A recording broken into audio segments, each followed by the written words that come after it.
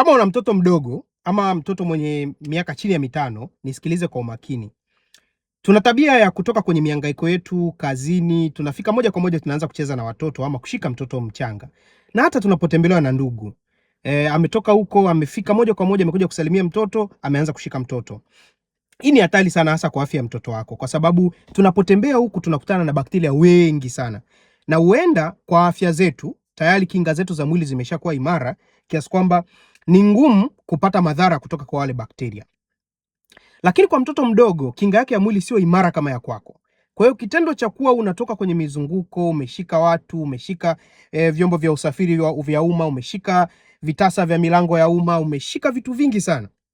Unafika nyumbani moja kwa moja kwa upendo, unaanza kucheza na mtoto, inamweka mtoto katika hatari ya kupata madhara mengi sana kutoka kwa hao bakteria maelfu ambao unakuwa umetembea nao siku nzima. Kwa hiyo kwanza ukifika, usikimbilie hata kama ni kwa upendo kushika mtoto. Nenda kanawe mikono yako, safisha ndio uende ukamshike. Hii inaenda pia kwa wale ambao tunapokea wageni kwa ajili ya kusalimia watoto mama amejifungua. Usiruhusu tu mtu akatoka huko akafika akaanza kushika mtoto wako mchanga.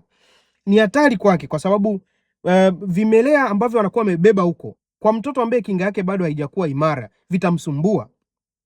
Anawe mikono yako, na anapomshika mtoto mchanga angalau basi amshike na nguo ambayo kwa sababu uwezo ukajisafisha 100%, bado una nguo ambazo umetembea nazo. Lakini akimbeba kwenye nguo, angalau basi ile nguo baadaye ukiifua inakuwa inamuepusha, vile vimelea vitabaki pale. Mwingine anafika ni mtoto mchanga, anaanza kumbusu, anaanza kumchumu, anaanza kumchezea, anamwekea mdomo. Ni hatari sana hii, kwa sababu unapozunguka huko, unapokuja kwa mtoto wa mtu, unaanza kumchumu, unaanza kumbusu, unamhamishia vile vimelea vya mabakteria maelfu na maelfu ambao umetembea nayo huko mtaani. Kwa hiyo mama mzazi, baba mzazi, mlezi, hebu acha kuruhusu watu washike watoto wachanga, ama wewe mwenyewe usishike mtoto wako chini ya miaka 5 ama na kuanza kucheza naye unapofika tu nyumbani. Hii ni hatari sana. Na mbaya zaidi, tuna tabia ya kuwapa simu. Kwamba sasa ukanawa mikono unamwachia simu. Simu ambayo pia umeshinda umeishika mkononi ina vimelea vile vile. Kuna tafiti walifanya wanasayansi fulani wakagundua hizi simu zetu hizi, ukiangalia simu ya mtu ambaye amekaa kwenye public transport, public places kwa siku, ni chafu na ina bakteria wengi kuliko ile siti ya chooni.